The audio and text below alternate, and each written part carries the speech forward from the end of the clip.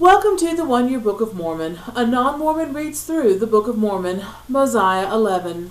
Chapter Overview. Zeniff hands his kingdom over to his son Noah, who is a bad king, and charges high taxes, which he uses to support himself and his many wives and concubines, as well as building lots of ornate buildings. A man named Abinadi is raised up from the people as a prophet and warns them that unless they repent, they will be put in bondage. King Noah doesn't like this and commands that Abinadi be brought to him and be killed. In verse 2, the primary sin of King Noah is that he did not keep the commandments of God, but he did walk after the desires of his own heart, and he had many wives and concubines, and he did cause his people to commit sin and do that which was abominable in the sight of the Lord. So in the context, it sounds like having many wives and concubines is a bad thing or a sin, which should have kept the early Mormons from engaging in polygamy if they had lived by their written scriptures rather than the ever-changing words of the living prophet.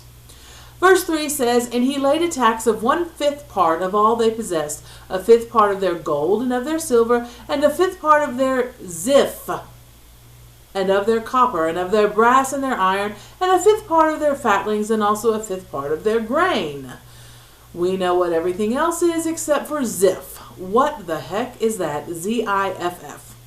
The Book of Mormon notes claim that it's related to shining. I do know that the word seraph or seraphim refers to shining, so saying ziph means shining, which comes from seraph, is quite a stretch.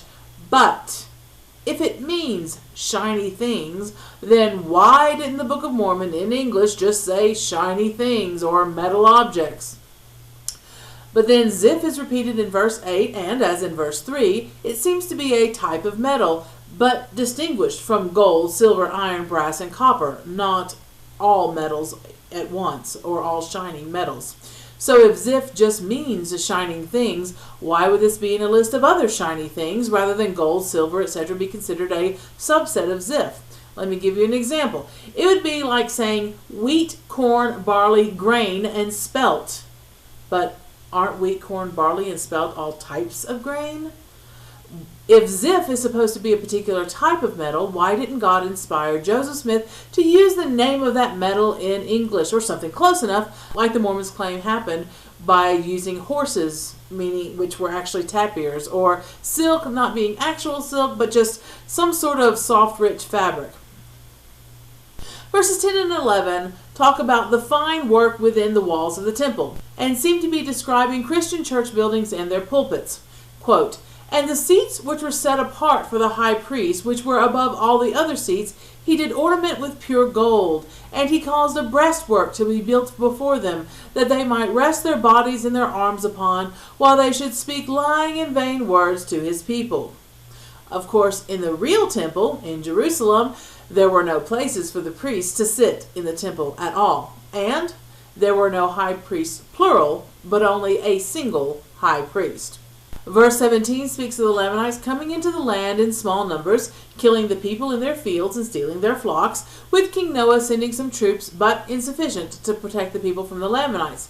Finally, King Noah sends out his army and drives back the Lamanites, causing the people to rejoice and begin to boast.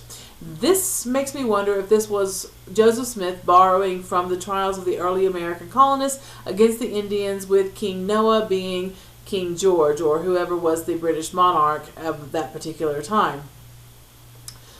The chapter ends with Abinadi warning them of their wickedness, and the encounter between Abinadi and King Noah seems to be borrowed from the biblical encounters from Moses and Pharaoh, and possibly also later similar encounters such as Elijah with King Ahab.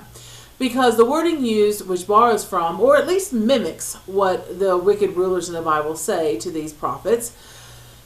"Who is Abinadi that I and my people should be judged of him? Or who is the Lord that shall bring upon my people such great affliction?"